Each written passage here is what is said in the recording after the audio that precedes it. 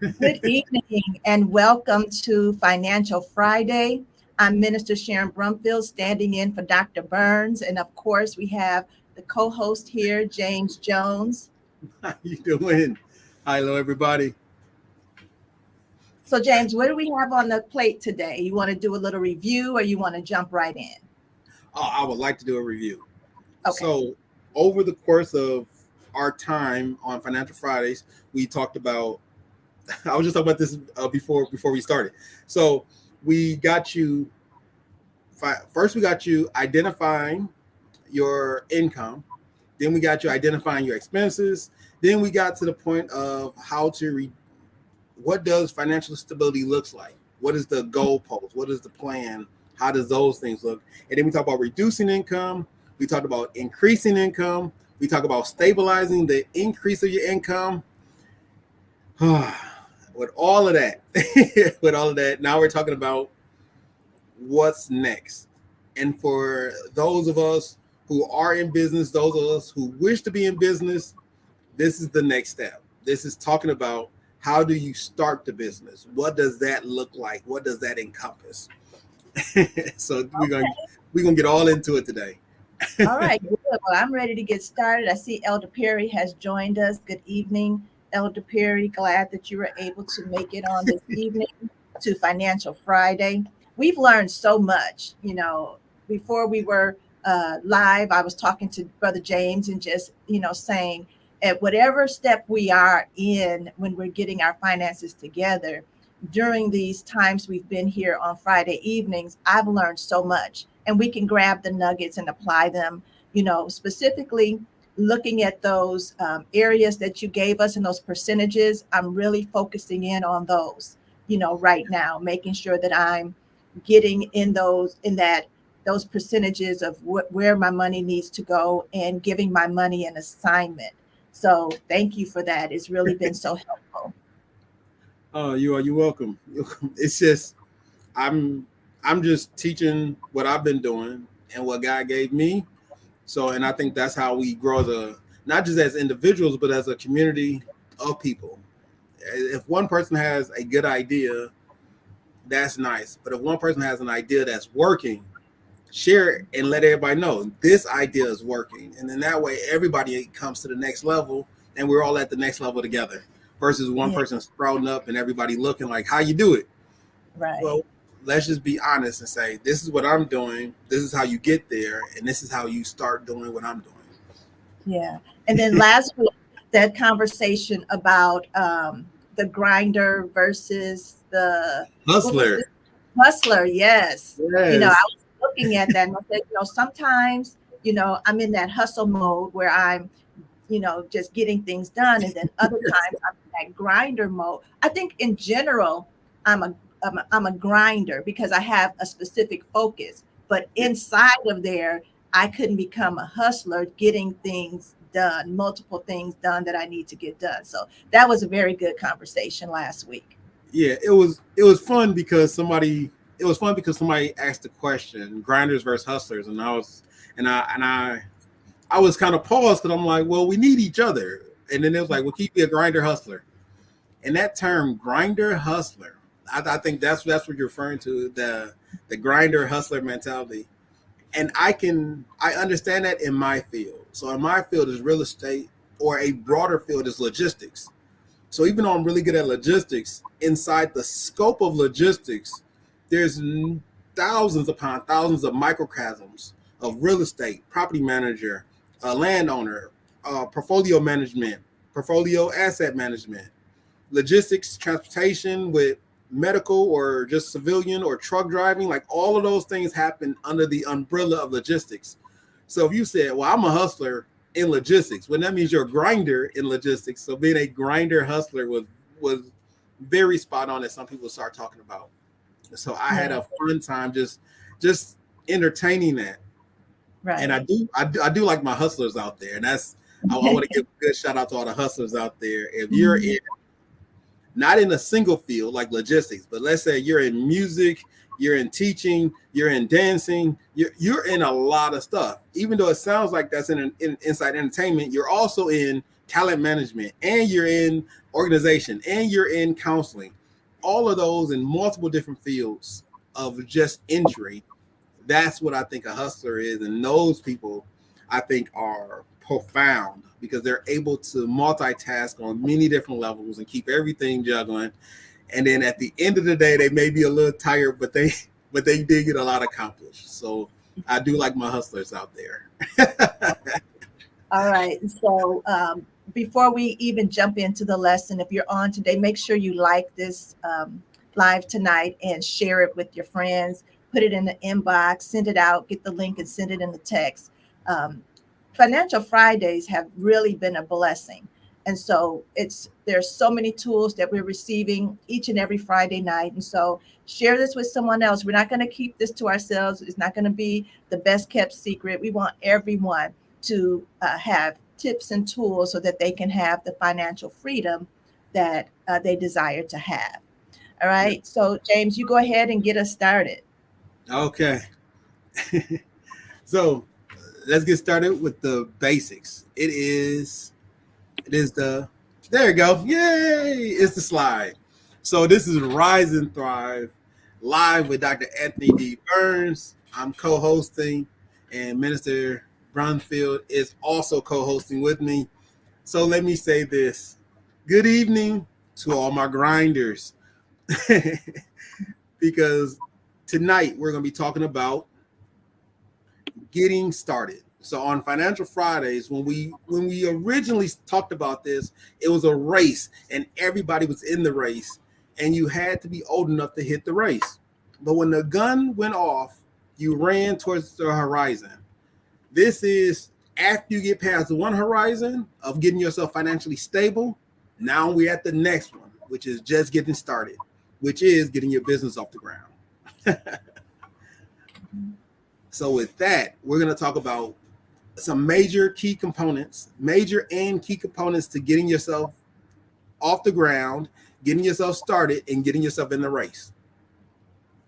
With these is going to be how to create ideas and research, market analysis and planning, financial planning, the legal structure, how do you incorporate yourself, brand development, product development, setting up your own operations, which I think is key for everybody, is how do you set up your operations, your market and sales strategy, your launching and growth, and then the last one, but never the least important, is your customer service and retention. How do you follow up and how do you retain the people that are loyal to you? So we're going to talk about all those things right here tonight. All and right. I'll probably go in depth another day, but we're talking about it all. We're going to hit all these areas tonight. All right. Sounds amazing. Let's get started. Okay. The first one is idea generation or idea creation. This is your research. Now, one thing that I always talked about is that when you're starting a business, the things that you can do the quickest, the most effective, are things that you're passionate about or things in which you are interested in. And the reason for that is because if you're passionate about it, you will do a lot of research and understanding without anybody telling you. If you have a lot of interest in that, you will do what it takes in order to develop that interest. So if you're passionate about something, you have skills in something, and you're highly interested in something, those are the ideas that you want to cultivate into a business. So with that being said, if you're very skilled about skateboarding has a trend. It has an ebb and flow. It has a rise and fall.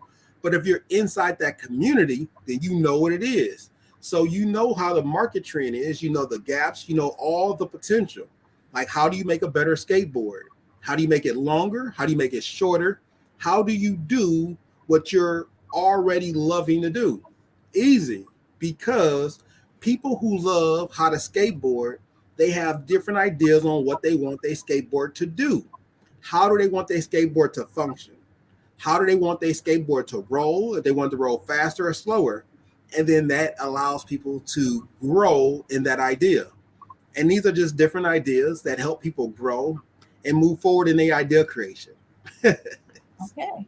All right. So when you're talking about starting your business, you have these in order of importance, or in the order in which we should start, right? Yes. Okay. All right.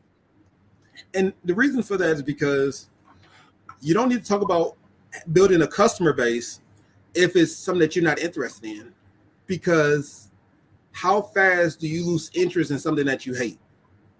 Because money is nothing. So let me throw that out there so everybody understands that money is nothing. If you had $10 million, however, to get the $10 million, you had to eat a pea every single day for the rest of your life. Some people will be like, well, I'll make it work. Some people who like eating peas will be like, oh, that's the easiest thing ever. Right. But the difference is, if you truly hate peas or you're allergic to peas, it doesn't matter how many shots you get. Eventually, you're going to miss a day eating a pea because you're not passionate about it. The same is true with a company. Now, if your passion is opening up companies, well, then it doesn't matter what the company does. Your idea or the things that you like are opening up companies.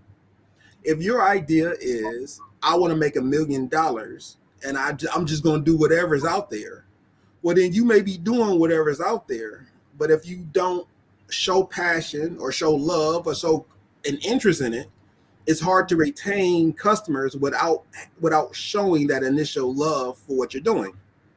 Because when you say, man, this is the best thing ever, I'm the best at this, and people don't see it, they don't feel it, then you're missing that little jelly thing that no one can explain. You're missing it, but everyone can pick up on it. And that's how you lose customers. So you want to get your idea of what you're passionate about first. And then the benefit about all of this is that when you get something that you're passionate and interested in, it's not a hard leap for you to do research in your own area. If I like motorcycles, it's not a leap for me to understand, hey, I may want to go to a motorcycle show. It's not a leap for me to say, hey, you know what? Because I like my idea so much, let me see what other bikers like. And then I can tailor myself to other bikers. Whether I like a sport bike or a dirt bike, if I just like motorcycles, I may get a Harley, I may get an Indian, because different brands, because those are cruisers. I just named cruiser bikes. So a Harley Davidson is a cruiser. An Indian is also a cruiser, but it looks like a Harley. And then you got the Honda, which is in the same cruiser position. But if you're not passionate about it, you may think all bikes are the same and not know that a cruiser is different from a sport bike, different from a dirt bike, different from an adventure bike. But once you're passionate about it, you actually are inside the culture and you know the things that adventure bike riders may want that sport bike riders may not want. And then you can make a product that is tailored to people in those particular categories. And then that's how you can become better at what you're marketing.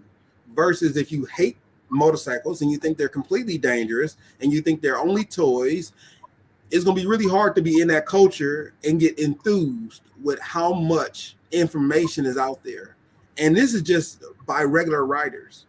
Asking people, well, what do you do on Saturdays and how you ride? Those things can get very annoying very quickly if you're not passionate about it. Me, I like going fast. So it's very easy for me to ask a bunch of people who love to go fast how to go faster. What do you want to go faster with? What kind of jackets y'all wear? What kind of boots y'all wear? What kind of safety equipment are you wearing? That's a good helmet, but what does it do if it's under impact? How does it survive? And those, even though they're just conversation, my passion and love for going fast will influence my research. So now when I take notes, I know the product that I want to bring to the table, and it's a lot easier for me to gain valuable knowledge and insight to a potential customer, because that's who your fan base is. Yeah, that's important to have passion. If you're passionate about something, you're going to do it no matter what's going on. It doesn't matter if you have enough or you have more than enough. It doesn't matter what's going on around you. It doesn't even matter if you're tired.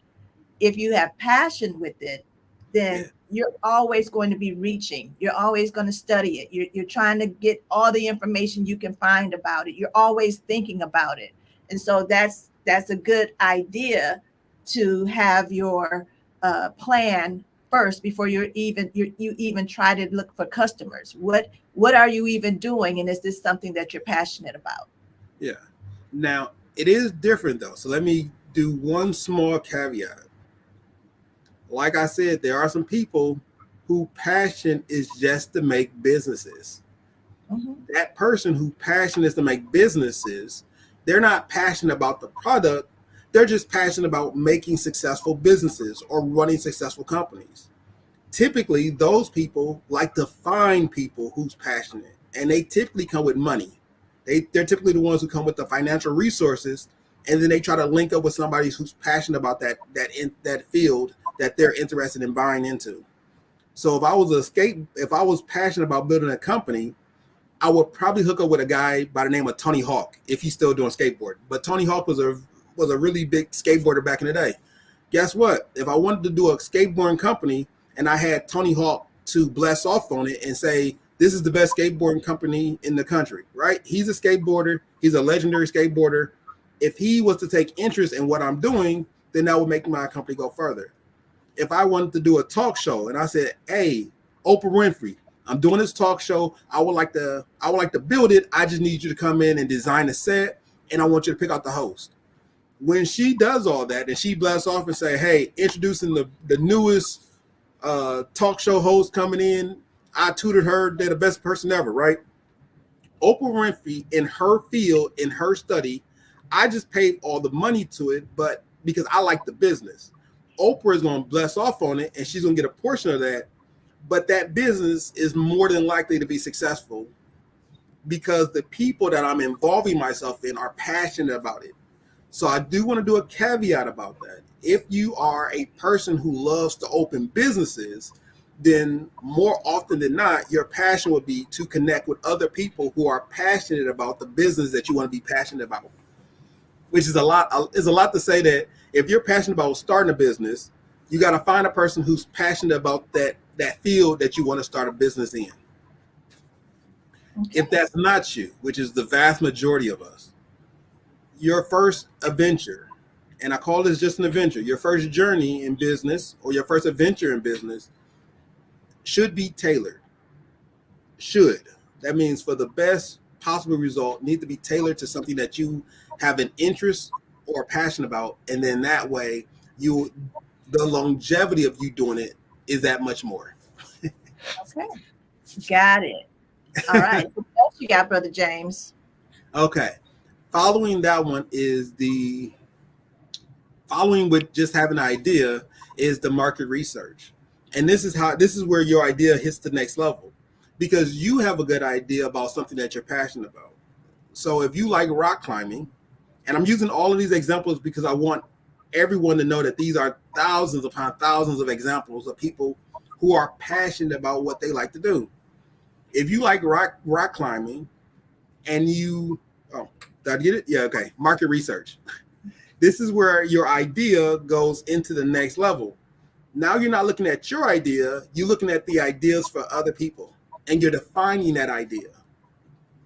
So if you was a mountain climber, and this is before the beds came out for mountain climbing, if you was a mountain climber, an avid mountain climber, what is one of the biggest things that you couldn't do?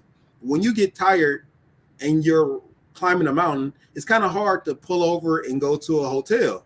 So you need to design a bed that can handle your weight, your class, as well as get stuck inside the mountain or wherever you're climbing so you can go to sleep. That's an example of somebody who saw a need because they was a rock climber. So the rock climbing bed was designed by a rock climber who saw a need. Hey, guess what? When I climb a mountain and I get tired, I would like to take a break. So they built a contraption. I'm not going to sleep in it though. I'm dangerous. I'm not that dangerous. So they built a contraption that hooks into the rock and you can sleep dangling about thousands upon thousands of feet in the air. Now, that's not going to be me, but that's not my passion. Somebody else who had a passion for it saw the need for it, and then thus they now have it. Now if you go mountain climbing and you want to take a nap or rest on the side of a mountain, You now can, because somebody did the market research, they defined their target. I'm a rock climber, I'm going to get other rock climbers. Then they ask people, hey, what are you missing? I think we should have a bed in the sky. Yes, let's have a bed in the sky. And then you analyze your competitors. The product that I'm talking about, when it first came out, it was by itself. There was no other competitors in that market. Now, if you want to get a bed to sleep in as you're rock climbing, there's a lot more competitors out there because of that. In my particular field of property manager or portfolio management or renovation management, whichever one that you would like to get involved in my particular field, there's a bunch of people out there. There's a bunch of different companies out there, and then there's a bunch of different mom and pop shops out there. So what makes me different? And then that's where market research come in. Who are my customers? Who do I want, and who am I targeting? Those things are all done by market research. Plus, it's always good when you're passionate about something to know who are your competitors. If you're just getting started and you're starting in a field that's already swarming with people, it's good to know who's on your level, because you may think you're going against everybody, but that's simply not true. For my particular field, there's a lot of people out here, but not everybody is doing 16 plus units. Not everybody is doing 5 plus units. Some people are just sticking to single family. Some people stick to single family and duplexes. Some people stick to duplexes and triplexes and quadplexes. So even though it's a field of portfolio management, asset management, and property managers, there's a whole field of us out here. Not everybody is doing the same thing that I'm doing. So it's good to know who my competitors are. And then that way I am better able to go against my competitors, as well as to make myself different to all of my customers. And to all of my potential customers, I have a better angle at who I am trying to appease. And that's market research and planning. Right. And that's a major part of your business plan. When you're creating your business plan, and analyzing the competitors and seeing who's out there that's doing the same thing you're doing, and what do you bring that maybe they're not bringing, or they are, but you've taken it up a notch, correct? Yes. Because you always need to know what somebody is doing. Now, if you're the only person in your area, in your field, then that's a fantastic opportunity for you. However, there's a lot of people who can see change and they just don't know how to make it or how to implement it. It's like the electric car. The electric car was already in production before Tesla. Just so you know, before Tesla, the electric car was already in production. It just wasn't mass produced and it wasn't marketed as well as Tesla is doing now. So what happened? Somebody saw a need and he saw a way to put it out on the market in a mass production type of area. And that's what he did. So now the electric car is not as big as the gas car, but it is a name by itself, Tesla. There are other electric cars out there, and there are some hybrids out there. But the biggest car manufacturer that we know of that does electric only vehicles is called Tesla. Mm-hmm. Currently, a bunch of small companies are doing a car called hydrogen. So it's a hydrogen car that runs off water, completely fuel efficient. You never have to recharge it. But guess what? No one has brought that vehicle to a major market to mass produce it. Now, is it politics involved? Is it legalities involved? I'm sure all of that plays a part. But until somebody brings that to the market, everybody is in a mom and pop type of environment where one person is making it, but not everybody. But once it starts being mass produced, somebody may come with another idea and say, I know how to make it more efficient. And thus, then you have competitors. So you always be mindful of those things.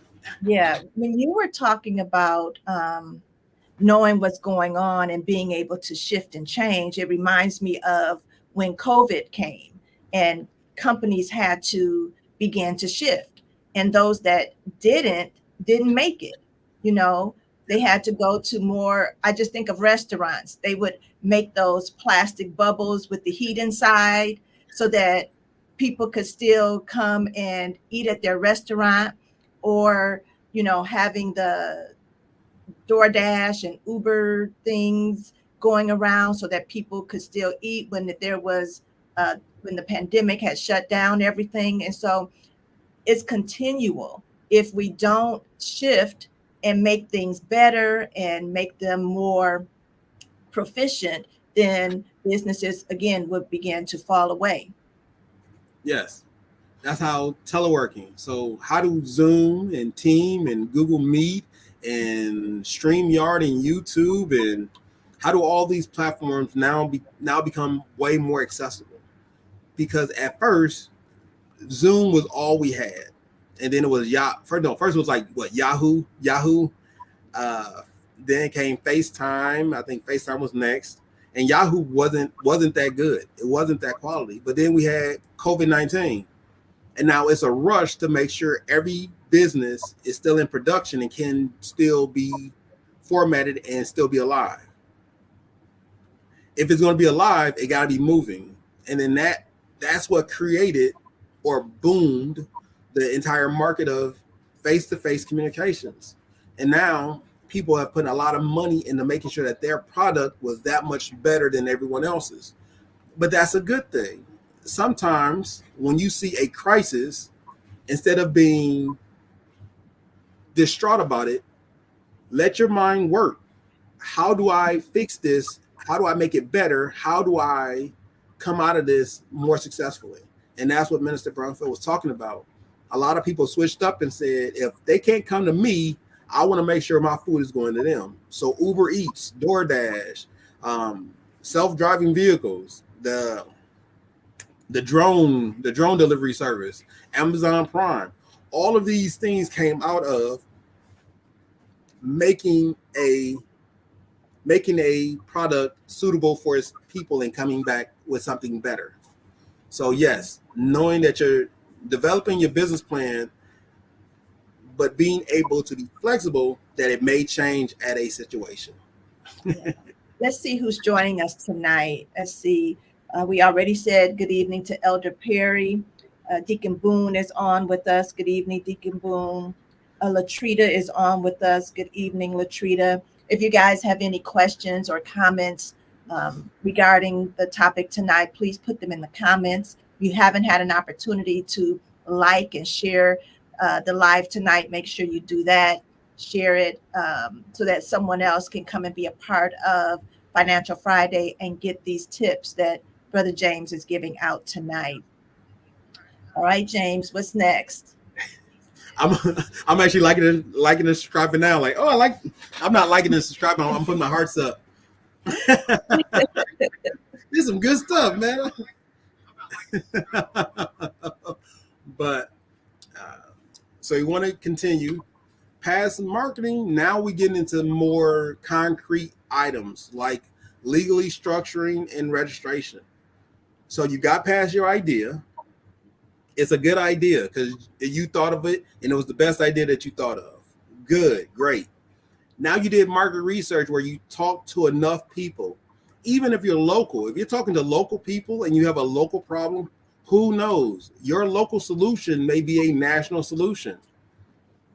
And if you understand that, then you know how duct tape got its name. Duct tape, just so you know, does not work good on ducks. Even though that's what it was designed for ducks, it just doesn't work good on duct tape. And we use it for everything else except for air ducts, but it's still duct tape. So you got to understand and be flexible. You got to understand what you're doing. And then once you get to having an idea, having a marketing and planning, now it goes to legal structure. Choosing a legal structure in the beginning is huge. Sole proprietor is where you may want to lean to, but as a sole proprietor, you're putting all the information and backs on yourself, and you become liable by yourself. when you're starting, most people will go with the LLC. It is very flexible. It allows you to have a lot more maneuverability, and you can structure it however you seem fit. Plus, if anything was to go wrong, your LLC can take the hit versus you by yourself as a sole proprietor. It allows you also to have taxes go through the business, and then it hits you as a sole proprietor, but your EIN is what's up and blocking, and that's your LLC. Following that one is your partnership. Now, you can have a partnership where somebody has a majority or is a general partner. Everybody else is just a regular partner. That allows you to have a lot more maneuverability. And typically your general partner is either your investor or someone who has a bigger stake in the company. Then we move on to different corporations. Now there's the S corporation and the C corp. Unfortunately, I am not well versed in C corporations, but in S corporations, you facilitate it as though it is its own entity. It does all its own work, and then the money passed through as a sole proprietor to the person over it. You can have more stakeholders. You can have 100 stakeholders. You can have 100 stakeholders in the company, but the sole person is still the owner of it. With the C corporation, you can have unlimited stakeholders or shareholders in that company. It can produce a dividend. That's pretty much all I know about that, about C corp. All right. Well, tell us a little bit more about the tax portion of, the different tax portions, if you're versed in that. Oh, yeah, this is fun. Yeah. Okay. Yeah, so from the sole proprietorship to partnership to LLC to corporation, what are the differences in those tax brackets and things like that? Okay. So secretly, this is how you make money. Now, I got to say secretly, because if you don't know, then you don't know. So secretly, how you make money is that your business is incurring a debt. So if you're a LLC, an S corp, or corporation, that entity is absorbing all of that debt. If you're a sole proprietor, you're absorbing all of the debt, and you're absorbing all of the risk, and you're absorbing all the liabilities. As a partnership, the general partner is absorbing all of the debt, all of the liability, all of the revenue. So there's not anything bracing what you got going on. So from a tax purpose, from a tax standpoint, if you're a sole proprietor or you're in a partnership and the general partner, you're taking in you're taking in a big portion or most of the revenue, but you're also taking in a lot of the debt, liability, and responsibility, which can hinder you because you can't separate the two if you're a sole proprietor or general partner in a partnership. If you're a partner, not a general partner in a partnership, but if you're just a partner in a partnership, then you do have some leeway, but you don't have any tax breaks. So you can't be a regular partner and say, I want to write off the business that we bought. You can't, because the general partner has wrote off the business that you guys bought, because he's the general partner. He's the one taking on all the liability. Now, when you move past that, now this is where it gets fun. This is when I say it gets fun, I can't tell you how much fun you can have, because I'm having a lot of fun with it, and I haven't reached the limit of paying $100 for taxes. I haven't reached that limit yet. I seen Donald Trump do it. Hey, give me a couple more years and I'll be right there. But so as an LLC or as a corporation, you have the ability to start an entity. That entity allows itself to take the brunt. So all of your legalities. So if you buy property or you sell products, that legal entity as an LLC or an S corp takes the brunt of that, because that's your branding, that's your marketing, that's your packaging, that's the company. With that, you also have a credit score number that goes along with that LLC. Now, behind that LLC, whether an LLC or an S corp, you have your person. So you have the business here. Let me make sure so you can see me. The business is here, Behind the business is the person. The business is held liable for any wrongdoings that the business does. The business also can hire and fire employees because the business is allowed to do that because the business is its own entity. Since the business is its own entity, it can also take out loans, it can default on loans, it can claim bankruptcy, it can be dissolved. The benefit of all of that in all integrity. So I'm not going to tell you what to do if you don't have integrity, but if you do have integrity, the benefit of that is that if your business goes under, it does not affect the person who started it. If the business does good, the revenue still goes to the person who started it. If the business accrues a lot of debt, the business may have to default or go into bankruptcy. That does not hurt the person who is owning that LLC. So there's a lot of other stuff you can do too. So you can buy your own vehicles through your business. You can buy equipment through your business. You can take out loans through your business. You can do everything you can do as a person. That entity, that company, that business can do all those same things. So if you understand what you're doing, your business can literally be the front man, so to speak, for everything that you got going on. So all your property or all your products, all your services are going through the business because the business has the ability to hold liability. Behind you is the person. So the person is not getting hit with all of the liabilities in case something happened. You're not getting hit with the discrepancies in case somebody hates you. You yourself is not being listed in most of your business structures because your entity has its own address.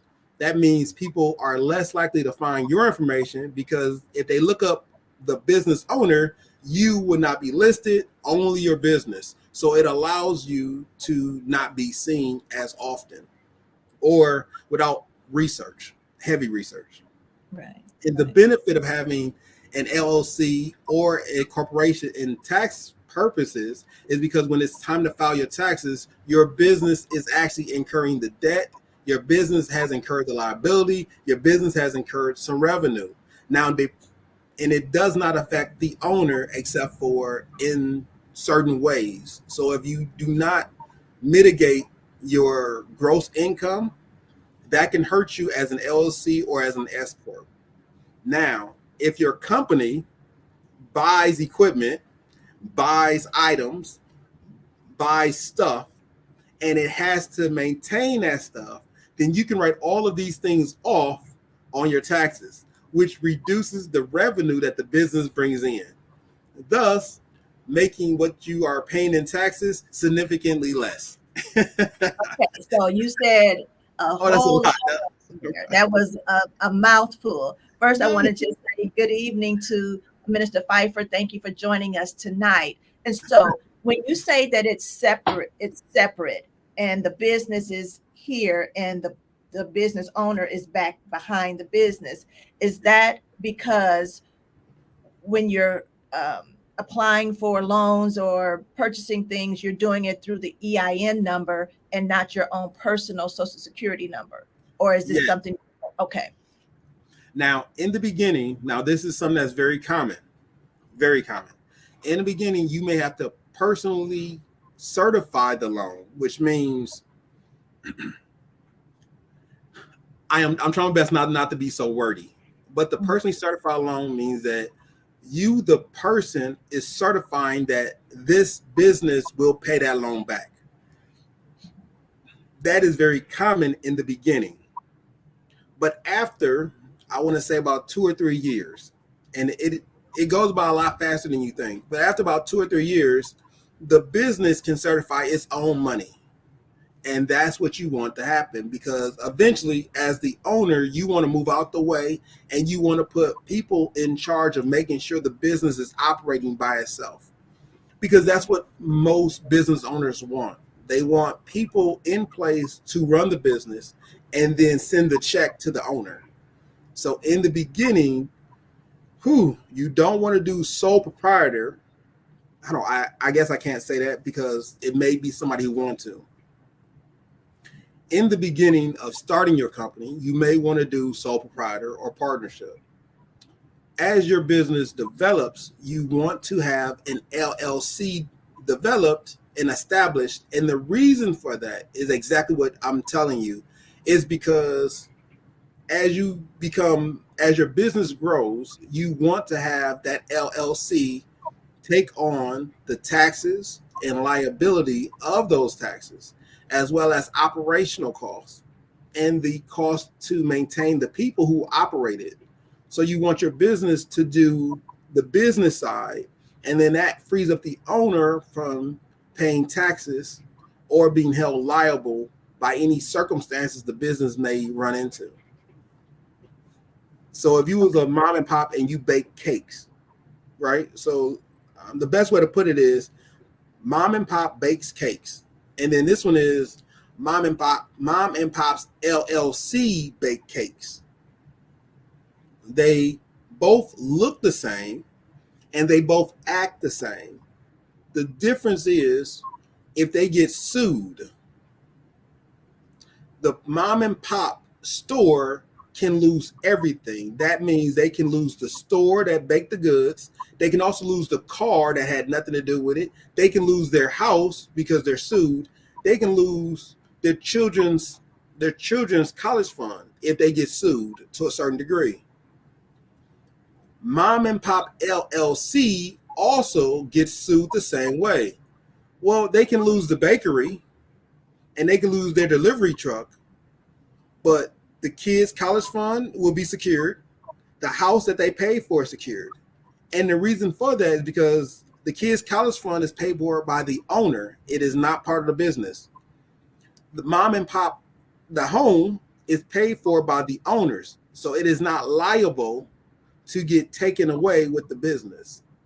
That is the best way to put it between a partnership, a partnership and sole proprietorship versus an LLC or a corporation. Okay. So for those who are listening tonight and they may be a sole proprietorship, can they change that? Or do they have to start something new? Can you just transfer that business and upgrade it to an LLC and not stay at a sole proprietorship? Yes, LLCs are the easiest. So you can change it to the term that you're looking for is DBA, is doing business as. However, if you're a mom and pop, no one is going to question you taking mom and pop and changing it to an LLC. No one's going to question that because it's just not on the radar. I'm not saying that to be facetious or to say, ha ha, look at me. I'm telling you that because I want you to know that you don't have to go through a lot of legal ramifications by changing your mom and pop store to an LLC. You'll just change it legally and no one would know the difference. You can actually change it to an S corporation if you want to, or a C corp if you want to. It's just that changing it from a mom and pop to a entity that has the protection to afford you, that's something that you have to decide on your own. But if you're a sole proprietorship, I can only recommend that you do put something in that field because you do want to protect yourself. And in an event that something does happen to you, you can always give your business over to someone else. You can give it over to a family member, to a son and daughter, without it going into probate. And that's just a way for the government to take taxes or take money from your business before giving it to someone else. Okay. And just another question in that area. So once you do the DBA, doing business as, are there some fees attached to that, monthly fees, yearly fees that a person would need to be aware of? Oh, yes. The cheapest one is the LLC. So that's why I normally suggest the LLC. In Wisconsin, I believe the monthly fee is about $150, but it is tax writable. So instead of being a sole proprietor, if you became an LLC inside the state of Wisconsin, you'll be able to It goes in every month, and the fee I believe is $150. It may be like 140, 145, but that's every year, and you write it off on your taxes. So you write off $150 towards the Wisconsin Revenue Services. But you do have the ability to. The good thing is you have the ability to write it off, and it does give you a lot more liability protection. Okay, got it. All right. Let's see Yeah. if there's any questions in the chat. Let's see. Elder Perry is agreeing with something that we said. He said yes. And all right, we're good to go. All right, what's next on the list for tonight? Hold on. So let me just. So I know I said a mouthful, but I can't emphasize this enough that if you have an idea and you have a market that you want to do in, start. Just I think the best way to say start. Get yourself an LLC, and you can always merge it or open up another S corporation or a C corporation. But I really would prefer that you start at start. So if you have a business and it is a sole proprietor, you're putting yourself in an unnecessary position to be liable that may render a lot of your property, even the property that's not associated with the business, liable, because as a sole proprietorship, you hold everything under your name. So yeah, start at start. So that's the best thing I can tell you is that instead of trying to stay a sole proprietorship, become an LLC. The movement, the change is very free flowing. It's not a whole lot of paperwork. It's not a whole lot of setup costs. The LLC does protect you in many different ways. So start at start, and make sure you do your proper works to get that taken care of. All right. Let's see. Did you want to have the PowerPoint back up? Do you have another point you want to discuss tonight? Oh, yes. Okay. So when it comes to taxes, I did tell you about taxes. Oh, okay. Yeah, I'm like, yeah, take notes. You do want to, the taxes is the biggest thing that I can talk about when it comes to legal structures. As you make it, and when I say as you make it, I mean, it will be ups and downs, but as you make it, having the right tax structure helps tremendously, and it brings you a lot more money than I can possibly tell you. Because if you talk to your accountant, if you talk to your CPA, if you talk to your bookkeeper, if you do TurboTax, Jackson Hewitt, H&R Block, taxrevenue.com, whatever software or installation or financial institution you want to use, if you have multiple companies, you want to make sure, or if you have a company, you want to make sure you have it underneath, an LLC or a S corporation, a LLC or a corporation. Okay. And you mentioned, say those tax, you said, are those like online services for taxes that you just mentioned? Oh, sorry. So it's a lot of corporations that do taxes. So the H&R Block does taxes. Jackson Hewitt does taxes. You also have online services that do taxes. So you got like one is like TurboTax does a service. IRS it's IRS, but it's not. It's IRS like .com. They do taxes, and these are like random tax companies. You got the CPA. I forgot the name of the CPA, but it's a CPA corporation that does taxes. You got accountants that do taxes. You got bookkeepers that set you up so your taxes can be done a lot faster. But all of them have a lot of understanding of the laws and rules that go along with it. And the general purpose of having an LLC is for liability purposes. So you want to have a company because it serves you better to have a backing, so people won't be able to come after your house or your home. They can only take the business in case something bad was to happen. Okay, got it. Let's see. So you're saying, this is from Deacon Boone. Let me put this question up. So you're saying with an LLC, there's a monthly fee? Oh, no. So sorry about that. If I said that incorrectly, let me just clarify that. It's not a monthly fee, it's an annual fee. So if you start an LLC inside the state of Wisconsin, the annual fee is less than $150 annual. So once a year, I do have an LLC. JOJ Properties is an LLC. Mind Us is another company that's coming out. All of those cost 100. I want to say $150, but it's right now I think it's less than that. But every month I I know I'm messing up.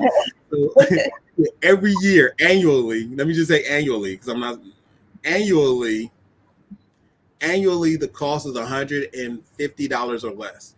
Annually. There is no monthly subscription fee. There is nothing that you have to do in your LLC. It is just annually about $150 per company. So if you got 3 or 4 different companies out there, even if you are making a company for one of your kids, it still costs $150 annually for that company to exist or be in good standings. I guess that's a better way to put it. It costs $150 for the company annually to be in good standings. Yeah. And I wanted you to talk about that because I wasn't aware of that. And so I think I found out when I went in to do something and I had some fees on there. So you want to make sure that you pay those and you're aware that that's a annual fee that you'll receive. Yes. Unfortunately, if you're not aware and you do create it, they're going to send you a blue card. It's typically blue. Sometimes it's green. To my eyes, it looks green sometimes. To somebody else, it looks blue. So they're going to send you out a little small card and they're going to give you a website on it. Go to the website, you'll pay your annual fee, and you will be in good standings with the state of Wisconsin. I don't know what will happen if you're not in good standings. I've never been out of good standings. So I don't know what happens with your business, but I do know that if you're in business to make money, it's best to be in good standings with the state that you're running your business out of. Yes. All right. Elder Perry said it's blue. It's blue. Small differences. I'm telling you, green and blue is small differences. It's all in the eyes. It's all in the All right. Do we have any other questions regarding the fees or annual fees? I don't see any in the comments, so I think we're good to go with that. Okay. The next one is after you got your business up, after you got your idea, you did your marketing research, you got your planning, you got your company. Let's deal with the financing. Okay. Financing is, now remember, we're taking a business that you already have, like you're already baking goods. You already have an idea for a new skateboard. You already have all of these things in. You already have your business put together. You have your EIN, and now you want to figure out, well, how much money does it cost? Do I need to buy equipment? Now, if you was with us, I want to say 2 weeks ago on Financial Fridays, it was a whole host of different avenues that you could take to make revenue. Good. I like that. So it was a whole lot of different avenues you could take to make revenue that didn't cost a lot. It was mostly time. If you need more than that, if you actually need money, this is where in the beginning, when I talked about being financially stable, when you're putting 20% of your income into this idea. Now, remember, that's what the whole financial formula was, is so you can fund your initial startup. So you're taking 20% of your income, and that should be how you start up your business. That should be the budget that you utilize in order to get your business going. And that's why we have steps. So now you're estimating how much it costs to market your product, how much it costs to move your product, how much does it cost to make your product. And then this is where creating a budget with financial projections to cover at least the first 5 years.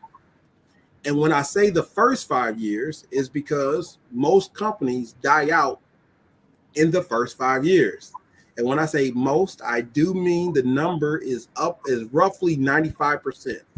It may be as high as 97%, but it's at least 95% of new companies die out within the first 5 years. And the reason for that is because they have poor planning.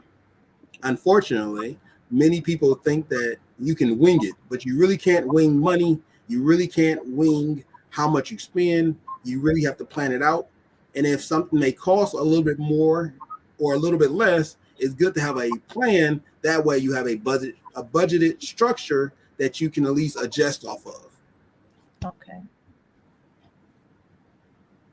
Oh, the third one was about crowdfunding. So if you really need money and you really need a lot of things to happen, you can do things like take money out of your personal savings, invest in personal loans or business loans.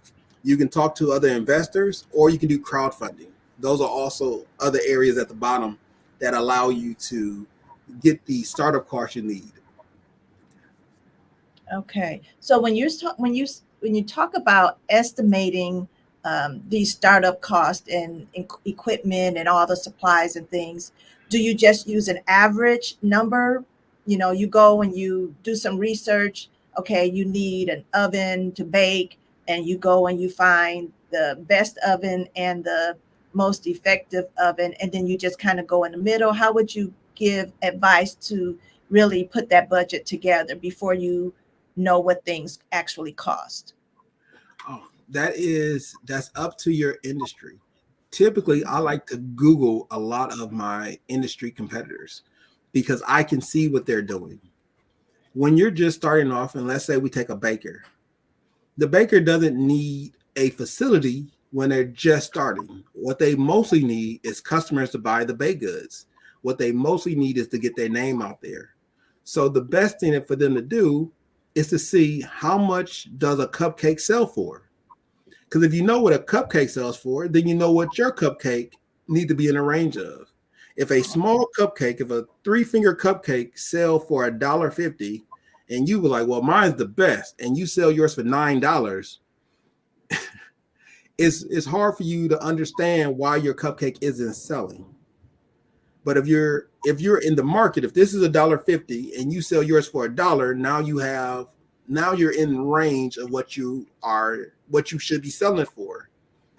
Now you backwards plan to see how much it costs to make that individual cupcake. And then that's how you set your pricing, and that's how you find out how much it costs to make all your items. Okay. To put it more simply, you always want to backwards plan from your customer to your facility. You don't plan from your facility to your customer. You plan from your customer to your facility, because it's not enough to make it. It got to be sold. So when you do a service for somebody, it's not enough that you think it's the best. It has to be in the hands of the person buying it to appear to be the best. So when you think about how much things cost, you always want to Google first, and then you want to go from the customer all the way back to yourself. And that will give you a better idea of how much everything costs. Okay, got it. Lady Burns, good evening. She said, I think I've heard of crowdfunding, but is it what the name says, get a crowd to fund your business? If so, are there various crowdfundings? Oh, yeah. Yes, I could touch on this for a while. So when it comes to crowdfunding, there's a ton of them. Crowdfunding is so lucrative that there's also scams out there for crowdfunding. And I can't talk about the scams because a scam can pop up tomorrow. So when it comes to crowdfunding, the benefit of crowdfunding is that you can go to Facebook, you can go to Instagram, you can go to YouTube, and you can source out, I should say, social media. You can source out the social media and say, everybody, I need y'all to pull together so we can open up the doors to my new bakery, right? Because we're talking about a bakery. And then people from on the social media platform will give money to you. That's crowdfunding. You're putting your information out there, and now people are diving in to fund your venture. And then once you make it, you like, hey guys, I want to thank everybody for crowdfunding. This also happens if somebody was to do a death in the family, not do a death, but somebody was to die in the family. Oftentimes, the family comes together.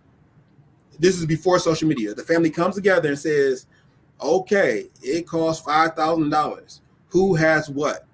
And once we talk about it, then everybody gives a portion. That is crowdfunding. It's just not the social media platform, but that's the form of crowdfunding. Crowdfunding is just one person is the administrative and everybody is pouring money into that one person. If you come to a church event and somebody is in need and they're in true need, the church can crowdfund together and we can help that individual in that time of need. So crowdfunding has many different names. Yeah, like GoFundMe. I just seen that pop up. Yes, like GoFundMe. GoFundMe is a way of crowdfunding. Crowdfunding is really good, but there are scams out there. Like some people use crowdfunding for nothing. So that's why sometimes crowdfunding is hit or miss. My best recommendation for crowdfunding is that you fund people that you know or people that you have watched and you have seen them grow over time. Like certain comedians, if you want to subscribe to a channel, you're actually giving money to a service. That could be a form of crowdfunding. But typically crowdfunding is you're not getting any benefit. They just saying, hey, I need you to help me and I need 200 people to give me $5, right? And now you have $1,000, and that's crowdfunding. So it is very beneficial. It is very lucrative. Unfortunately, some people do take advantage of that, and they do use it for nefarious means. Yeah, there's so many different types of scams out there, so you got to be very careful of what you're connecting to and giving your money to. You in this last portion where you're talking about different types of funding, we just had the business credit workshop, and that would fall in this area too, correct? Yes. It's a little different though. Credit is different because you're tying yourself. So if you was to do credit, you're typically it's how you use your credit. So your credit is typically allowing you to do other things with that. Some people do use a credit as a funding option to. I think I was on Instagram and somebody said, I bought a house with my credit card. I don't know how you're buying $100,000+ house with a credit card, but hey, you know what? If you have that credit, good. That's great. That's a form of a loan, actually. So if you was to use a credit card to buy a house and a property, and then you use your credit in order to improve that property, you're typically using it as a loan. Because some companies are better at giving you a credit card than they are at giving you a personal or a business loan. It's all in how you utilize the funding that you have in order to achieve what you want to achieve. All right. Latrita has a question. She's asking, so what is an angel investor? Excuse me. Oh, angel investors are really good people. I'm actually trying to become an angel investor. So basically, an angel investor wants you to improve yourself. So they're giving you money to improve yourself. They're typically, or another identity of an angel another identity of an angel investor will be more of a silent partner. They're there to help you proceed, and they're typically good in their field, or they have the money to back up your idea. So angel investors are really good people. It's hard to be a venture capitalist and an angel investor. So as a person, if you become an angel investor, you have a generous heart, and I think the world of you. And I think those are really, really good people.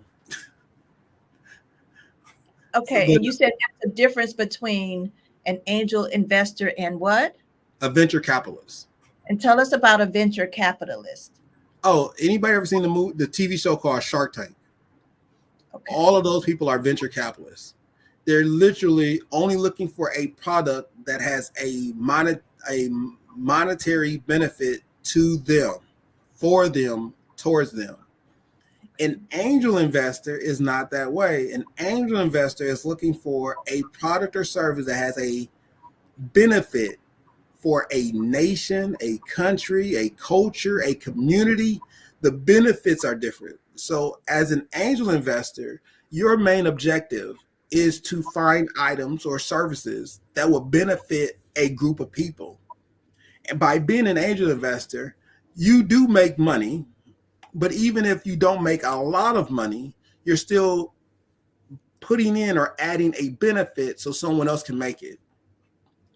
As a venture capitalist, that is most certainly not the case. Your goal is to make money. You're out there to actually make money. That's why when you see Shark Tank, they often let you know that they want a big portion of the company, because their idea of giving money is so that they will have a monetary value in that company. And sometimes they want to have a stake in a company to make decisions if in case the company does not do well. The angel investor is not doing that. The angel investor merely wants you to learn and become better at your craft or at what you're doing. So that's why an angel investor is typically a person who's already good in that field. They just want to see someone else make it, which I think is a fabulous work. That is amazing. I love that. I'm striving to be that too. Yeah. So, let's see. This time goes so fast, Brother James. So How far are we? It is 8:08. So, yeah. How many? Yeah. Where are we with your slides? We like number 4. I think financial planning is 4. We still got, we still got a bunch more to go, like brand development, product design. Okay. You know what? If we have to, we can move it on to next week, and we'll finish up next week. But I want to make sure that if you're taking notes, you're getting the notes down packed. If you're asking questions, I would like to answer as many questions as I can, because at the end of the day, it's not about running through a plethora of information. It's about making sure everyone has the right information to make the right decisions so they can proceed and become financially stable. So that's the purpose of this. Exactly. And so there aren't any more questions in the chat. So if you want to go to your next point, we can do that. Okay. So after you got the money, you want to consider brand development. So what is branding? Easy. If you look at the top of this chart, you'll see that the brand is listed. So Rise and Thrive is a brand. It has a logo. It has colors. When you see it anywhere, you know what Rise and Thrive means, right? When you see Jericho, Church Without Walls, it has a name, it has a brand, it has a logo. You know what it means. When you see the 3 keys, it's a brand, it's a logo. You know what it means, what it represents. Now, I can talk more vividly about all 3. So let me go into it. When you design a brand, you want to secure it with a domain name. That's so everyone can understand what you're doing. So when you see Rise and Thrive, you should know it's about making you a better person, making you a more informed person, doing well, because that's what the logo means. They want you to rise and thrive. That's what this whole show is about, and many more shows like it. They want you to do better. So when you see Rise and Thrive, that's what it means. That's what the branding is. That's what it's doing. When you see Jericho, Church Without Walls, the name, even though if you look at it hard enough, it's called Jericho. It's Church Without Walls. So when you see that logo anywhere, you know that that is a religious organization, and that religious organization is in the market of making sure you are secured for both physically, spiritually, and mentally. Because the one of the benefits of Jericho is that we reach, rebuild, and we serve. So if you get the vision builder packet, then you know what Jericho Church Without Walls is all about. It's all about elevating yourself and moving beyond the four walls of the church to administer the gospel to everybody. Now, when I designed the three keys, it wasn't designed. My design particularly is three keys, but it wasn't designed for one company. The three keys actually is designed for three different companies. And those companies all deal with unlocking a person to do what their God-given talent, ability, and fortitude would allow them. Because everybody has these three keys. You have time, you have talent, and you have abilities. So if I was to unlock your time, your talent, and your abilities through three different words, Grapha, Logos, Rhema. If those three words can unlock everything that you have inside of you. So that's why my logo, the image, and when I say my logo, is not. The JLJP logo also represents another company called Selah. This logo, the three keys, also represents another company called Mind Us.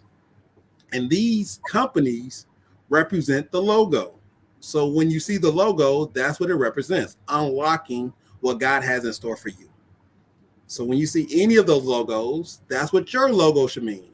When you present your logo should be the impression of the vision that God gave you. And then not just the vision, but where do you want it to go? What is it doing? And that's what makes logos so personable.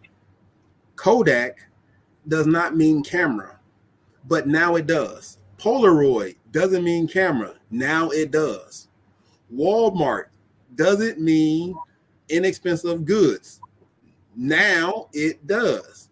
Your name doesn't have to be Susan's Bakings, right? You don't have to say you're baking. You could just say sweet treats, right? And then that way you allow yourself, if you want to do car designs, if you want to do candy, if you want to do candy corn, you want to do baking, you want to do interior decorating, everything that you're doing is under the Sweet Treats banner. And that's what your logo should be. Your logo should be an instant banner of what the customer should expect from you and what you should be presenting to the customer.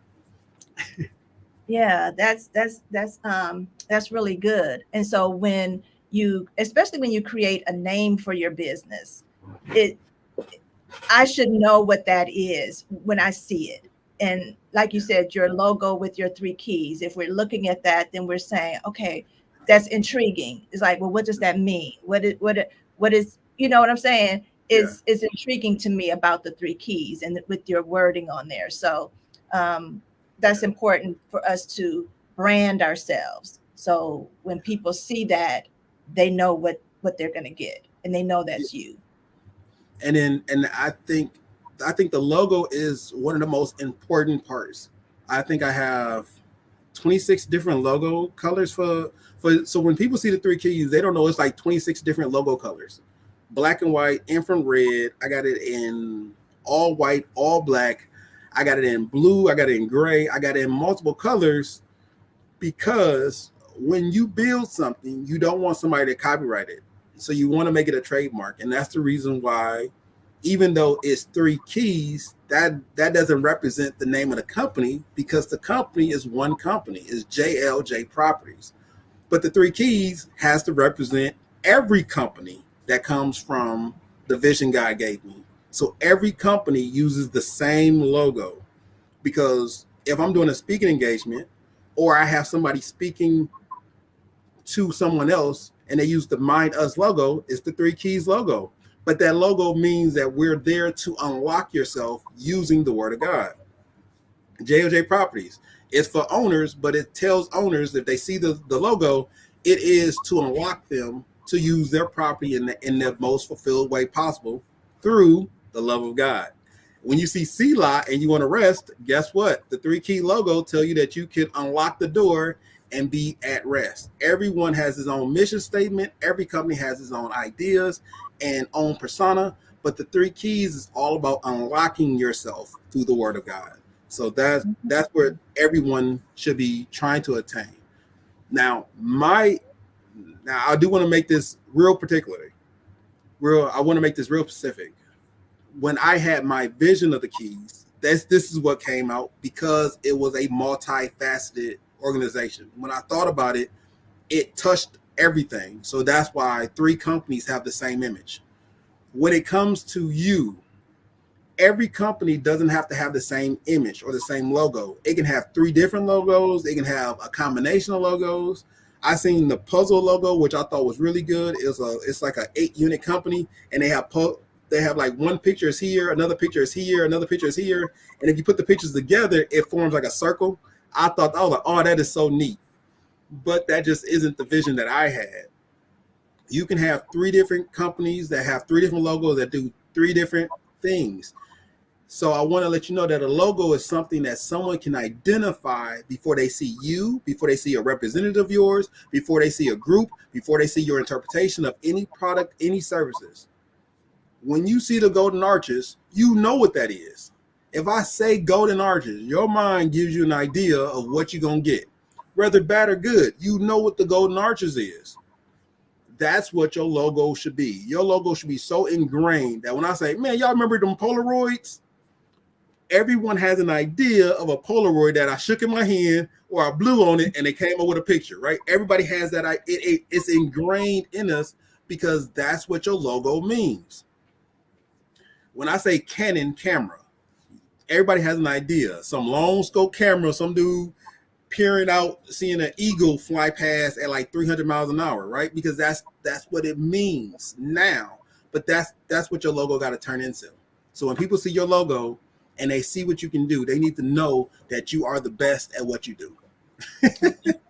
All right. And when you brought up the golden arches, I came across this information that they have changed their logo like 7 or 8 times, but it's always the golden arches. It can be a big and small or a different color on there, but throughout the years, they've changed their logo. So you don't have, people don't know that you can change. You can evolve from the logo that you have now. That might not be the same logo, but it'll be similar so that people can still identify that that's you.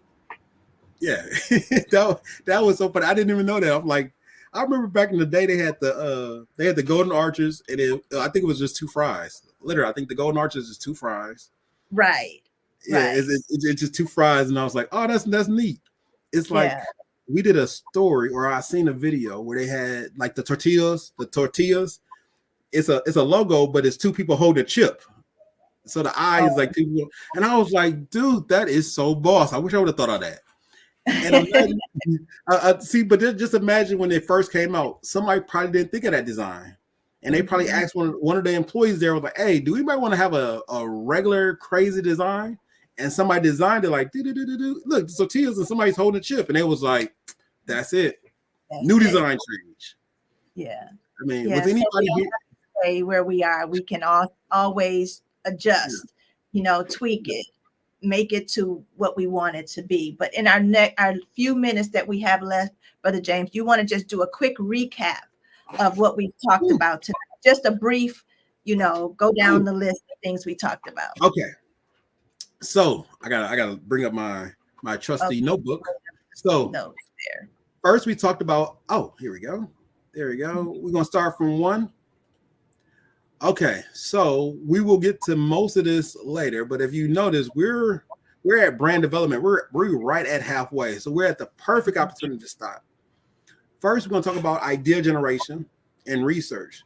This is what you do personally.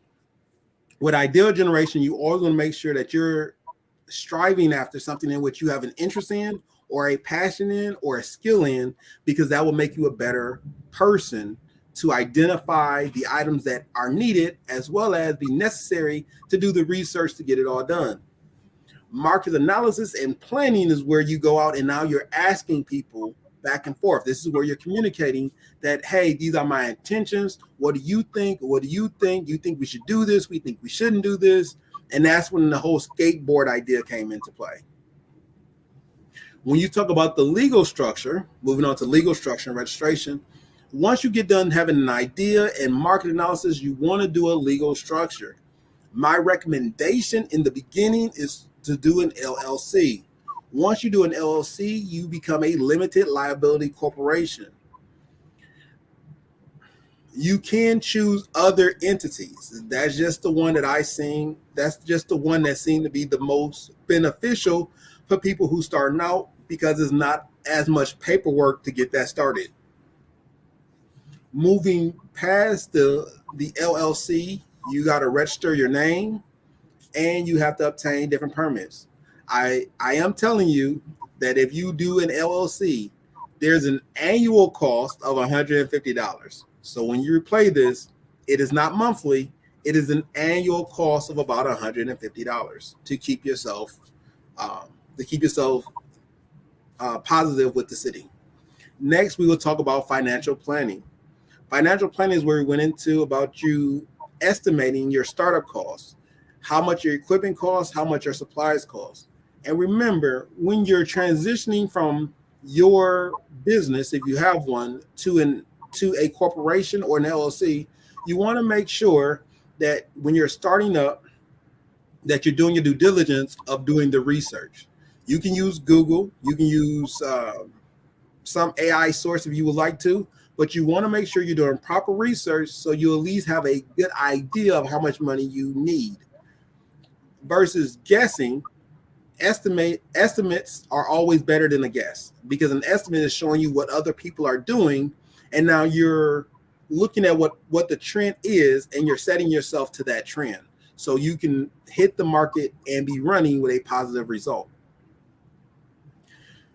I can't stress this enough, but inside of financial planning, you gotta do a budget. That means plan out the next 5 years. What are you doing? What does your marketing look like? What does your finances look like? What do you project to receive in year 4 or year 3? Because those things will help you know what you need to hit or targets you need to go for. And lastly, for this evening is brand development. Like I talked about in many situations, what people see, the brand that they see is what they will associate with. So it's not just your name that has to be identifiable, but you also need to have a logo or a trademark that people can look at and say, I know what I'm getting when I go there. If you have to utilize this on a social development on a social platform, you have to be more relevant to your target audience. So you want to make sure that everything you're doing is fall within that brand development. And that is where we are currently. Well, this has been a really informative night. I liked focusing on that legal structure and registration part because that's an area that most don't have information about. We just say, okay, I'm going to get this LLC or I'm going to start this business, but there's some financial obligations that go along with those type of decisions. And so making sure that we're aware of that. Before we close out, we want to talk about the Funding Your Dreams workshop, which is on tomorrow. Yes, there's still time, I believe, for you to register. Let me just pull up that flyer. Yes. Briefly. So if you're not there, I will definitely be there.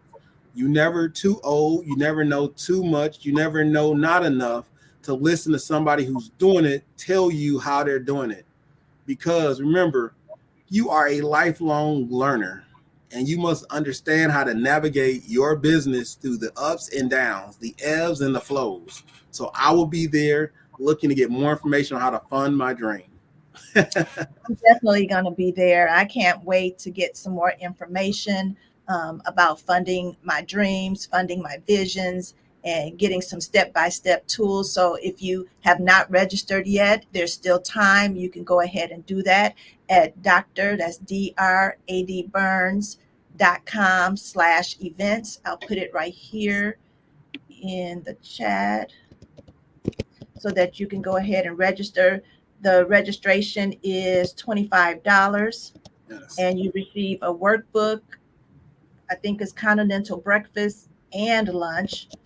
You can't beat that for $25, right? Yes. Yes. Along with the information. Those workbooks have been so beneficial because I can go back and I can, if I have a question, I can go back and page through those workbooks and find the answers that I need so I can move my business forward. So make Yeah. sure that you register for that ASAP so that you'll be on the list when you arrive on tomorrow morning. And even as a person even as a person who's like, yeah, I got it, I know everything. You never know what you don't know. I have learned a lot from going to these workshops, so I can't tell you enough. I may know a lot of what they're saying, but you never know that one key element that someone may say and say, I was doing this, and you'd be like, that's that piece. Yeah. And I'm telling you, I have found that out going to the workshop, like the one we had recently, the improving your credit or the credit establishment. When I say I knew a lot of those answers, I knew a lot of those answers, but I didn't know all those answers. And he said something that I actually had to go back and I looked at my notes and I took some notes. And I was like, I'm going to start that tomorrow. And literally, I've been on a whole journey to make sure that I am doing those things, opening up accounts, getting my LLCs incorrect, getting my S corporations incorrect, doing those due diligent things that that's one thing that I'm missing. And I went back and I researched, is what he's saying correct? Is what he's saying, is what he's doing good? And I got within myself and I said, okay, it is. Let's knock out these things that I'm missing. So you never know what you don't know, even for the seasoned investor and the most skilled person. You never know what you don't know until it happens. So I do want you to be out there. I agree, James. I like that all of the speakers have been very candid. They've been, upright and forth with good information and their personal testimonies and their mistakes, so that I don't have to go that route because they said that didn't work. They're successful, so I can follow the path that they took, so that I can have those so that I don't have to go through those challenges on my own. I already have the answers. So yeah, I can't wait till tomorrow. I can't wait for the workshop. I can't wait for the information so that I can apply it to my business. James, did you want to have any final remarks? If not, then you can go ahead and pray us out for tonight. Okay, before I pray, get there. That's my if you ain't signed up, get there. If you don't think it's worthy, get there. You don't know what you don't know. I can't express that enough because I think I'm really good at what I'm doing. And I'm telling you, you don't know what you don't know. It's so much information that was out there that was presented and given to me that I literally got notebooks on the last one that I wasn't able to attend. I got a notebook with a bunch of notes on what I was able to attend. I'm going. So if you're listening to me, I'm telling you I'm going. So when you see my information, just know that I went. So that's the best information I can give you. Go and be there. Have a good time. Eat a bunch of food. But with much love, I want to tell you that everything we do come with responsibilities. So I will be irresponsible to tell you that I did everything myself. You always going to need somebody to help you out. So this is an opportunity for you to help yourself. So let us pray. God, we thank you for this time, this evening, this experience, that we were able to answer questions, give information, and have everybody on the same page so we all can become financially stable as well as move forward successfully. In Jesus' name, we thank you for this night and this evening. In Jesus' name, amen, amen, and amen. Yes, all my grinders. That's what I'm talking about. That's what. I got to give a shout out to the hustlers, too. You have to give a shout out to who? The hustlers, too. Got to get a shout out to the hustlers. You got to give this. You can't leave them out. They going, some days they're a grinder and some days they're a hustler and some days they're grinding and hustling. So them out. All right. Well, thank you, Brother James, for all of this great information tonight. On behalf of Dr. Burns, thank you all for tuning in to Financial Friday through Rise and Thrive. You guys have an amazing, blessed night, and we'll see you again next week. Be blessed.